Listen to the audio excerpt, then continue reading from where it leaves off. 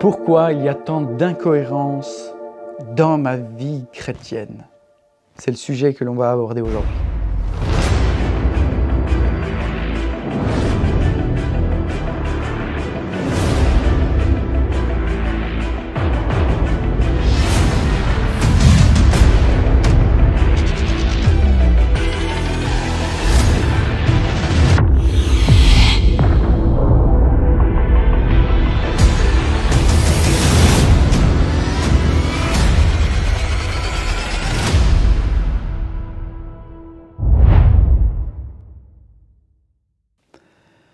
Souvenez-vous, cette réunion, la présence de Dieu, elle était tellement forte que l'assemblée s'est mise couchée au sol, que le culte a duré plus longtemps.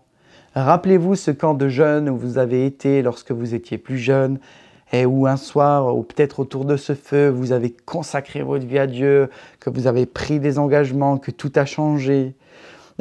Rappelez-vous de cette discussion chez un ami où vous avez vraiment senti la présence de Dieu, où vous avez décidé de prendre et d'agir pour votre vie, de la remettre devant le Seigneur. Et puis, les années ont passé et on s'aperçoit au final que notre vie n'a pas changé, qu'il y a toujours des difficultés, qu'on va toujours à l'église, mais que c'est toujours aussi difficile d'avancer, que quand on entend les vérités de la Bible, on le sait et on dit oui, je sais, c'est vrai. Et pourtant, on ne change pas. On ne change pas.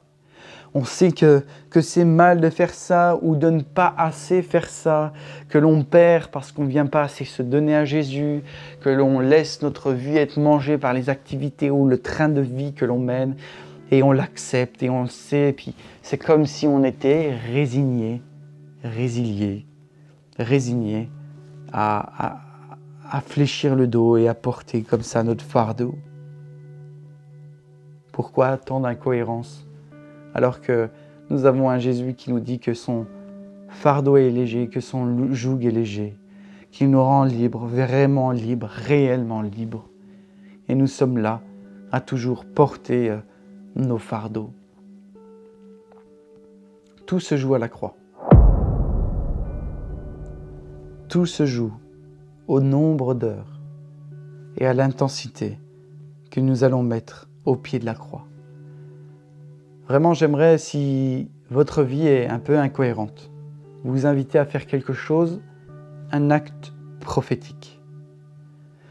À la suite de cette vidéo, et elle va très rapidement se terminer, j'aimerais vous inviter, si vous voulez vraiment changer de vie, si vous savez que vous luttez et puis en fait que vous en avez marre de ne pas avancer avec Dieu, marre de ne pas porter de fruits, marre d'être toujours dans la galère, marre de comme courir même après votre vie chrétienne parce que vous avez l'impression qu'elle est en train de s'enfuir, de s'évaporer, et que vous voulez retrouver les bras du Père, de ce Jésus qui veut vous changer.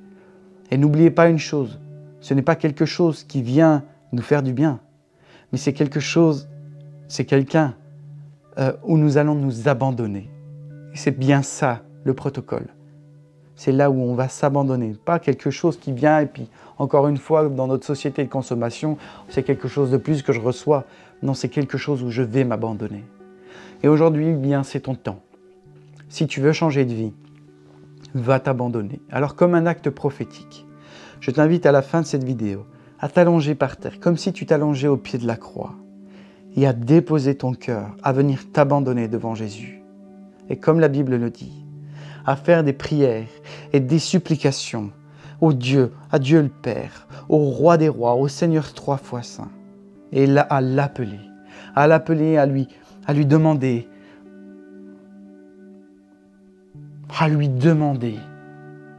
à le supplier de venir changer ta vie.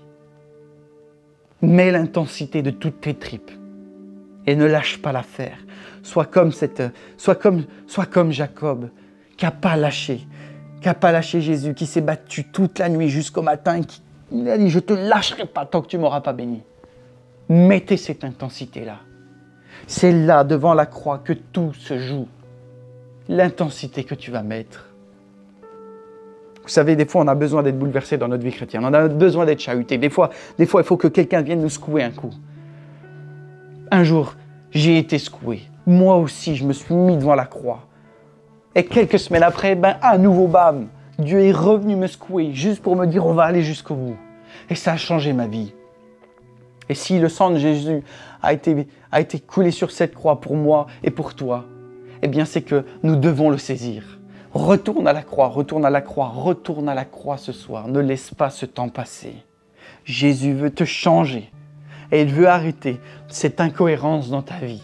Alors cette vidéo s'arrête ici, mais toi continue, continue à chercher la face de Jésus. Lâche pas, ne lâchez pas, ne laissez personne venir vous perturber. Enfermez-vous à clé dans la chambre, ne laissez personne vous perturber. Éteignez votre téléphone, mettez-le même en dehors de la chambre fermée à clé. Personne ne doit vous voler ce temps, personne. Mettez l'intensité qu'il faut pour revenir au cœur du Père, vous donner. Pas aller le chercher, mais vous donner. Parce que lui, il s'est déjà donné.